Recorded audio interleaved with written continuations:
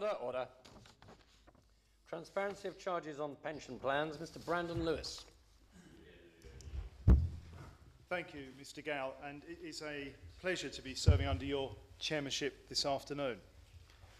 Annual management charge, reduction in yield, references to bid-offer spread are just a few of the descriptions our pension pots can have attached to them. Before I go any further, I would declare an interest in having a pension myself and draw members' attention to the register of members' interests, as I have an interest in a company that does have a pension scheme. When our annual pension statement arrives, do any of us really study it in any great detail, or do we just glance at it before scratching our heads and filing it away? I imagine most consumers feel confused as they see phrases such as annual management charge, reduction in yield, and references to bid-offer spreads. A natural reaction to this is to assume that the pension company and fund managers do understand it all and they know what is best for us. For many, however, the feeling is that the information is important, but not really understanding why it's important and, in fact, what it means, particularly in terms of our final pension pot.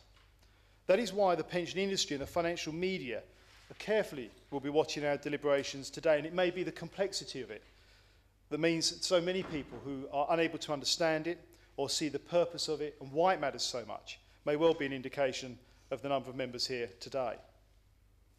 But it's quite right that there are constant demands for transparency in pension fund investments.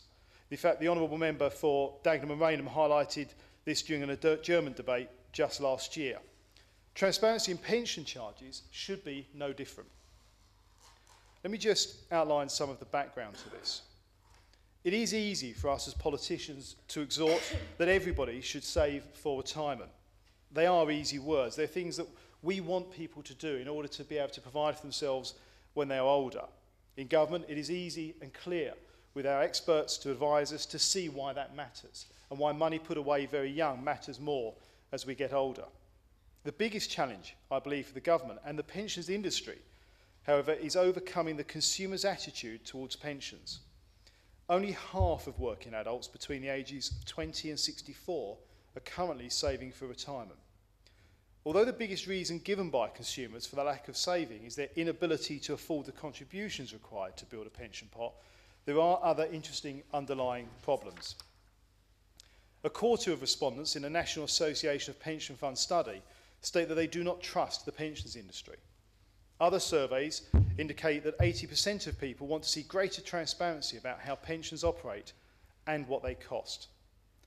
Although research conducted by the pension provider Aviva suggests that only 2% of people cite charges as the single prohibitive factor preventing them from investing in a pension, this does rise to a worryingly staggering 20% for the under 24 age group. So could we assume that the lack of transparency in pension charges, alongside a misunderstanding about the system of charges, is a fundamental problem holding back a wider retirement savings culture? If so, it is particularly pronounced within the lowest age groups and the lowest earners. The new generation of workers that we need to get saving as soon as they enter the workplace are the people we very much need to be targeting this transparency at. Let me be clear, this debate today and my position is not to talk so much and not to focus or comment either way on the amount of the charges, on the level of the charges. That, I believe, is a matter for the market to argue for itself. It's for the companies who provide pensions and advise on pensions to argue why their charges are at one level and another's maybe at another. The point of this debate is to highlight the issue of about being able to compare those charges, to understand what they are, the clarity of what the charges or costs actually are. Let me just explain this with an example of a conversation I had just a few weeks ago with Provident Financial. Happy to give way. Thank the member for giving way and congratulate him on securing the debate. Just before he moves on to that point, the point that he's making regarding the lack of transparency in relation to charges, we have sometimes seen in the financial press what I believe is very helpful information, and I think we should push the companies to ensure that they do this. The impact those charges will have year on year on a final pension when received by the payee. That's the point I think that needs to be clarified. Not only that those charges are transparent, but the impact and the effect it will have at the age of 60 or 65 or 68, whatever age the person retires. Surely that's the impact, the ongoing impact year on year that those charges will have. If that became transparent, that would have a huge effect on the company choice that the person makes.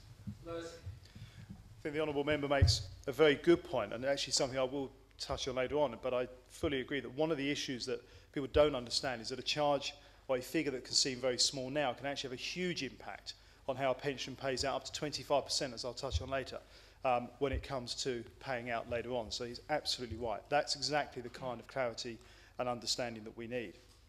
As I was saying, Provident Financial were explaining to me recently that when they are dealing with their clients who are very, very low earners, often talking to them about borrowing just £100 to get through to the end of the month or less, what they're saying is that many of their customers, the issue isn't so much about whether they can save, because they may only be able to save a very small amount. And I know the Minister appreciates this. We've had this conversation.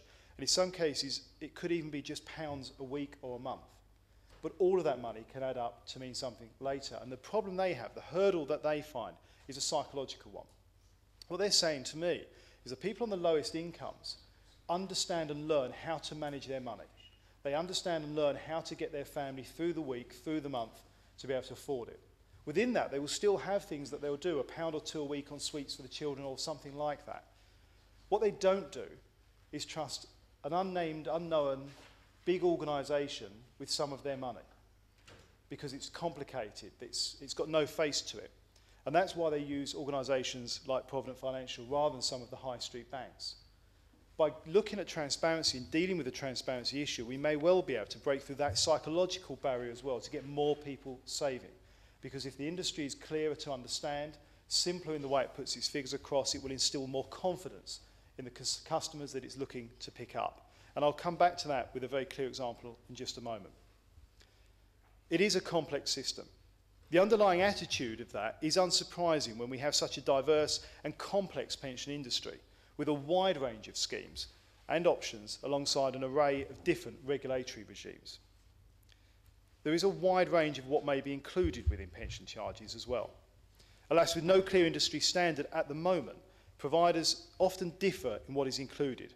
For example, any or all of the following could be included: product management, communication services, administration, regulatory requirements, some investment management, and possibly the cost of providing advice, just to name a few. How does any consumer find an easy way to compare like with like when there are these range of options and printed figures being put on a statement? It simply isn't, I would contest, possible. Yes, happy to give way. I'm bringing this matter to the House today as well.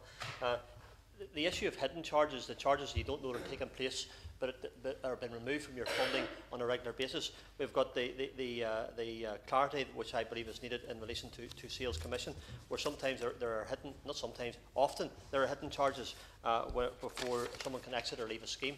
There's also, I have to say, the excessive trading of those who are trying to keep on top of the portfolio. There's a charge every time that happens. The customer doesn't know that. There's a lot of hidden charges in there that the customer doesn't know about. Does he feel that those charges should be made known to the person who holds the actual pension, so they're aware of the costs that are involved? Lewis. I think as far as possible, it's absolutely right that as much should be transparent, and potentially everything should be as transparent as possible. I think the honourable member's absolutely right. And it is clear, as I'll come on to, there are schemes where people don't necessarily understand that when they come out of the scheme or when they change jobs, actually the potential cost to them can as much as double. And these are effectively hidden costs because they're not clear, they're not transparent at the time of entry, let alone what they can be at exit. So I think he's absolutely right. And that's why we need that transparency on a regular basis. And I'll touch on that further in a moment. But it isn't, it seems possible, to find an easy way of comparing like for like.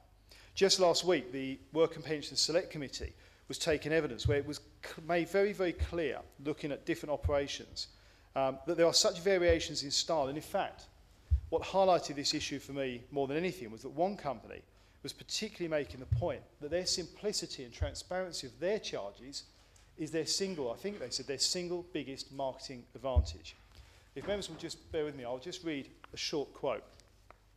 This is from Legal & General, who I congratulate on going for this kind of an operation. Adrian Balding of Legal & General said to the committee last week, we compete on price in the marketplace, and we're able to do that because we have invested heavily in technology. If I look at pension schemes that we have sold this year, they have all been sold within a price range of 0.3 at the bottom to 0.8% at the top. 90% of them have been sold at 0.5% or less. Again, a range of figures that many people struggle to understand. However, he went on to say, one of the particular features of our pitch to the market is that we charge just a single charge for the scheme, whereas some providers now want to charge £1.50 in addition to a fund management charge. Nest charges a contribution charge of 1.8% in addition to a fund management charge. Some insurance companies charge higher fund management charges when people leave the scheme. We charge a simple straight fund management charge, and it is the same for all members, whether they're in the scheme or whether they have left, and there is only the one charge. We find that this gives us an edge in the marketplace. I thought it was interesting that a company has specifically outlined that their simplicity, their single charge, they felt was their marketing edge. If what may be included in the charge element of a pension fund varies, as it does, then the inconsistency on how charges are communicated is an additional complicating factor. The wide range of approaches is needlessly complicated, I would argue. Some pensions are regulated by the Financial Services Authority and require an illustration of the effects of charges. Others, mainly those that are trust-based, have no requirement for such disclosure. Whereas the stakeholder pensions, introduced in 2001 and credit to the previous government for bringing in something that gave, again, some simplicity and clarity, required disclosure of individual deductions. This lack of comprehensive and consistent information prevents effective monitoring by the FSA, the pensions regulator, and the Department of Work and Pensions potentially itself. We risk creating, therefore, a regulatory black hole if we fail to create a clear communications framework. That also highlights why there is a clear need for a path to which regulator covers which area, and define powers within that to act to avoid market confusion over which regulator covers which issue, let alone for the consumer or the employers implementing a scheme. The approach taken by different pension providers and schemes also varies widely, as the National Association of Pension Funds helpfully highlights. Some quote an annual management charge as a percentage. Others illustrate the effect in cash terms. Some present information in a personalised form where charges are illustrated in a very varied way over varying periods. In the personalised form, and others can do it with a generic example. In some cases, the information is prominent. In others, it can be hard to find. In some cases, there are indeed even charges for different parts of the process. For example, fund management prices can be shown separately. Comparing this even with the banking sector, where our statements now are able to clearly show exactly what our charges are from the bank on a weekly or monthly basis, it seems that this is certainly something that the industry should be looking at. And we also have financial jargon, which in any industry doesn't help. And if the range of charges included are inconsistent and those communications are inconsistent, it creates a pensions fog. And the impenetrable financial jargon consumers have to navigate has created a further consumer whiteout. In fact, I've used much of that jargon in my opening remarks today. If I may, I'd like to illustrate this point with two real-life examples, courtesy of the National Association of Pension Funds, that really do highlight how difficult it is for any consumer or business to understand what they're taking on. This is taken from a handbook provided to employees on a trust-based scheme. And I quote, the manager's charges differ according to the type of fund. The charges are made within the fund and are reflected in the price of fund units. With some funds, 2 unit prices are shown, the bid price at which the units are sold, and the offer price at which the units are bought. The difference, the bid-offer spread, reflects the manager's dealing costs. The bid-offer spread on these funds vary. It's an impenetrable table listing 6 funds showing for each a percentage annual charge on fund and a percentage bid-offer spread that follows it. Just looking around the room today, I can see members already somewhat glazing over at the understanding of what we're asking people to understand in their daily lives. Would my honourable friend give way? Thank you, Mr. Chairman. First of all, I congratulate my honourable friend on securing this debate on a really important topic, and secondly, for building this strong case for transparency and clear communications that he's in the middle of.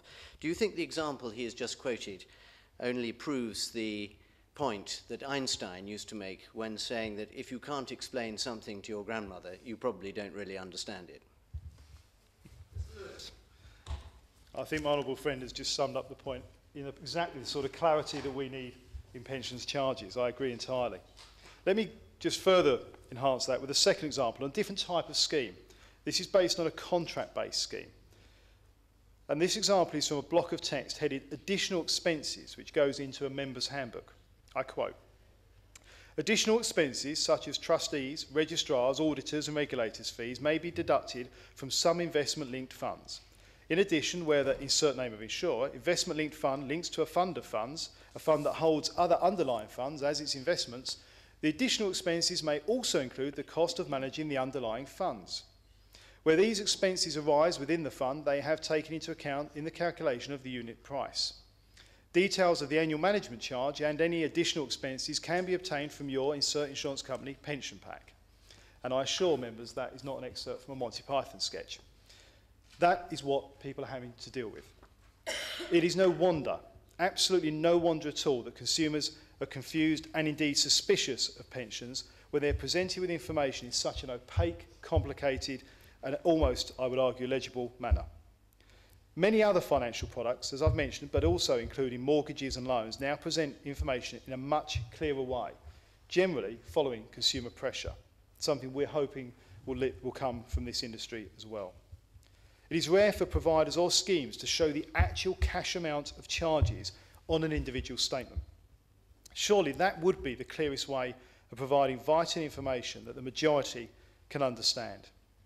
It is time to move the balance away from a too long and too complicated explanation of charges towards greater clarity and understanding.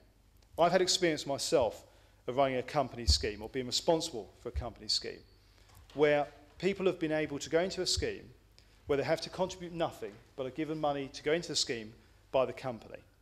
It can't be replaced by salary, it is money over and above their salary. And people, educated people with degrees, on far too many occasions have turned it down. But when we speak to the advisors on why this is, and I've heard this in a number of cases, it's because people simply don't trust the forms, they don't trust the companies, they don't want to get into filling in forms and giving things away. They don't understand, even in this case, that it's effectively trying to give them money, and they still turn it down. The system is so complicated that it puts people off, even people who are highly educated. The problems this system creates and the benefits of reform are what I'd like to turn to next. The introduction of auto-enrolment next year will see between 10 and 11 million extra employees given access to a workplace pension. The government's aim is the provision of low-cost pension options for savers.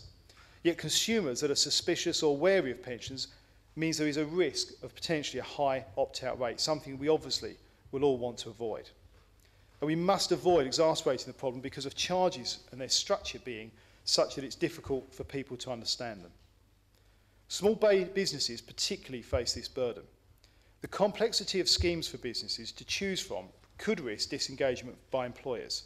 And I must congratulate at this point the Federation of Small Business for looking at setting up their own scheme, because they do understand that there is an onus, particularly on SMEs, where they're not just worried potentially about the on-cost of auto-enrolment, but in many SMEs, they see their staff as part of a family. They care about their staff. They want to provide the best for their staff, and they will be concerned to make sure they're making the best offer and the best investment and the best decision for their staff. They don't necessarily have the time, or they will be very concerned about getting involved with a range of pension providers, but they do trust, if they're members of it, and they understand and they know the FSB. So the logic of the FSB having a brand that those organisations will be part of makes a lot of sense. For many businesses, independent financial advice will be unaffordable, and they will not have the time or expertise, as I've just said, to cut through what can be a dense, impenetrable amount of financial information. Transparency can lead to better decision-making on behalf of employees. Much of our discussion today does refer to the information provided when somebody joins a scheme, yet often there is scant information about what happens once enrolled in a scheme, as has been touched on by honourable members in their interventions already. The lack of comprehensive information does nothing to reassure consumers and means that funds are under no pressure to demonstrate value for money, and also means that people can much further down the line be in for quite a shock in terms of where their pension stands due to charges.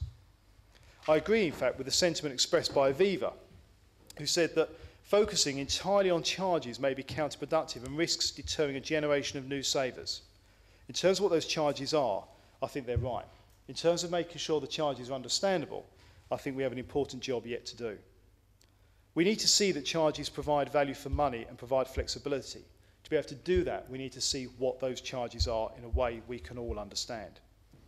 We need to see whether members can receive value for money if a charge is very low, as the very best pension fund operators will potentially not see this as a viable option for their involvement. And whilst I want to see the lowest possible charges for consumers to encourage as many as possible to invest and to have the best return on their money, we also need to ensure that they and their employers receive adequate, proper advice. Otherwise, potentially only the higher end earners will get the advice they need, want, and indeed pay for. There needs to be an industry culture that charges should reflect the cost and value of the services provided, but providers must continue to find ways to offer better value for money. This means finding additional efficiencies, using new technology as Legal and General have outlined, and improving processes. I believe providing clear financial information in a pounds and pence principle will exert sideways pressure for schemes to maximise value for money. Showing consumers and employers what the bottom line in charges are allows them to more easily compare schemes. In a whole range of areas where we buy products today, we're able to go out into the marketplace, whether it's the charges that any high street bank offers us for our banking or any other product we want to buy, and generally find an easy way to compare like for like, to decide if we want to invest in a more expensive product or a lower cost product. And if we're looking at lower cost product, what the range of offer is out there from various companies, understand it and make an informed decision about where we invest or what we purchase. With pensions, to try and find a like-for-like offer is extremely difficult. And where employers have got a range of things to do, including run their business, this is one more thing that we need to make simpler for them. But I'm also focusing thus far, particularly on companies and information being given to companies who run schemes. There is also a wide range of people out there we must not forget who have their own personal pension schemes. There are people at the higher end who can pay advisors to give them the advice that they need and will trust those advisors to make the best decisions. But there are also a whole range of other people out there who have gone to the trouble of taking their own pension, who are consumers who are not necessarily at the highest end to pay high-value advisors, but who do need good pensions and need to have faith and understanding those pensions are good. And for them, we also need that clarity and transparency as an end user, as a consumer, to see what the cost in their pension is when they get their statement, not just when they first enter a scheme, but potentially on an annual basis. I just want to turn to what the government can do. What options are available to ministers to create a new culture of charge transparency? Personally, I would argue for a very light touch approach from the government. Their role in this transformation should be to guide, encourage and motivate the process. Resorting to regulation or further legislation must be a final option. The introduction of auto-enrolment will mean that the National Employment Savings Trust, known as NEST, becomes the default option for many.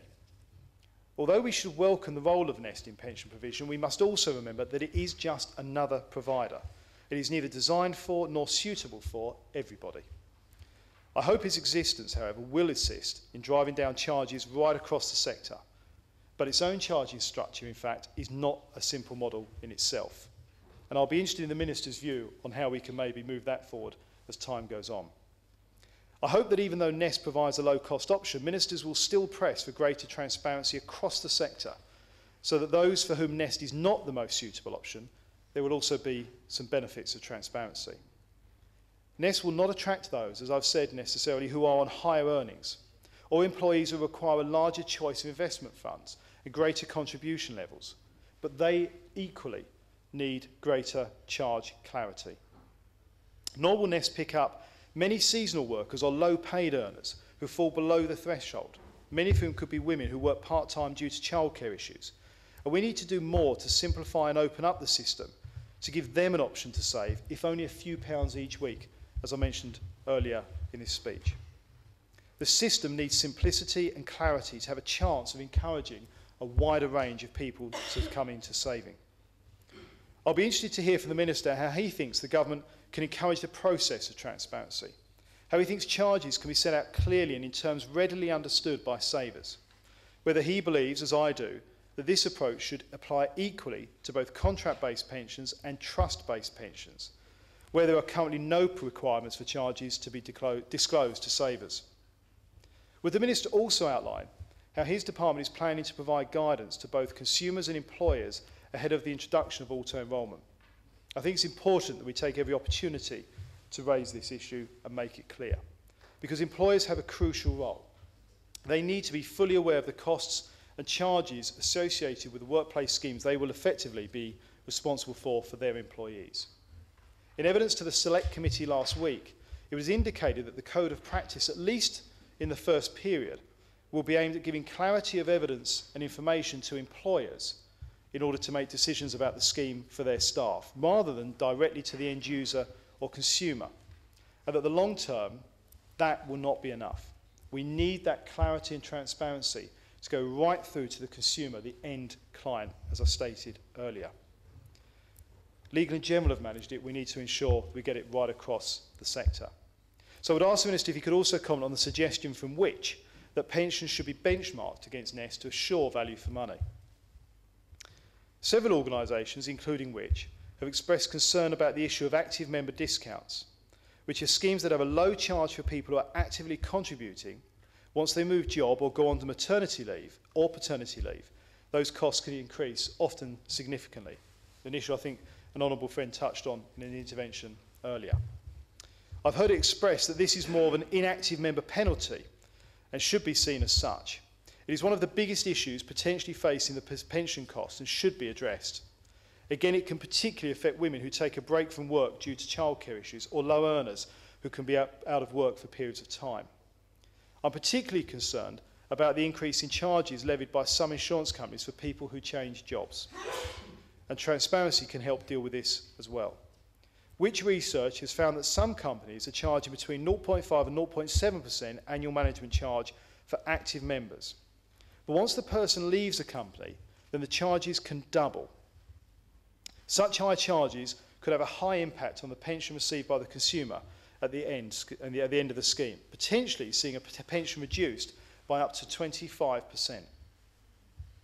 Now, whilst I would like to see a commitment from the government to clarify the governance and regulation around charges, as I said, my reference to a light touch approach, the impetus for change must come from the industry. The National Association of Pension Funds has taken the lead in responding to the challenge in simplifying the communications of charges. Earlier this autumn, they initiated an industry-wide discussion on the preparation of a voluntary code of practice on transparency of fees and charges. And this has resulted in the establishment of a working group pursuing this goal. I believe only this morning the working group met to discuss how charges are presented to employers in the future, and I look forward to hearing about that discussion in greater detail. This is exactly the responsible industry-led attitude ministers, I hope, will, and I'm sure are, encouraging. And I hope that both Her Majesty's Treasury and the Department of Work and Pensions are able to play an active role in the process. The heavy hand of further statutory regulation or additional legislation should only be pursued if this process fails or proves unsatisfactory. I hope a new code of practice is agreed and adopted across the pension sector by next spring, ahead of the introduction of auto-enrolment later in the year. But we do need to ensure that we are able to move gradually and potentially as quickly as possible into making sure that clarity that is needed, that the industry is now working to try and develop, is able to be provided to the end user, the client, not just employers operating schemes. In closing, I would just restate that although this step initiated by the industry and the NAPF is good news, and it is very good news, it is not a total solution. For that, we need simplicity in the statements to give clear figures to pension holders of the cost of their pensions on an ongoing basis, going right through to the end client and consumer, not just the employer who runs the scheme. For consumers, employers and the pension industry itself, it is vital that the government is able to clarify the existing regulation of charges and to encourage this transparency. Failure to do so risks a return to the mis-selling scandals of recent decades. It risks a drain on the new auto-enrolment scheme as employers and employees, opt out of the scheme chosen on their behalf. Most importantly, it risks a massive loss of confidence by consumers jeopardising the radical reform that is necessary to secure the future retirement of millions. Across government departments and local government, we have found that the transparency agenda has been a cleansing action that has meant that costs are being cut, people are more aware of what is going on, and confidence can be rebuilt. It is the most cleansing issue we've got before us today, and government has taken that on board. I would argue, in closing, that the pension industry should take transparency on board as a way of clarifying and clearing the issue in order to restore, rebuild and develop further confidence in the pension industry so we can see further saving from people to provide for their future when they retire. Thank you.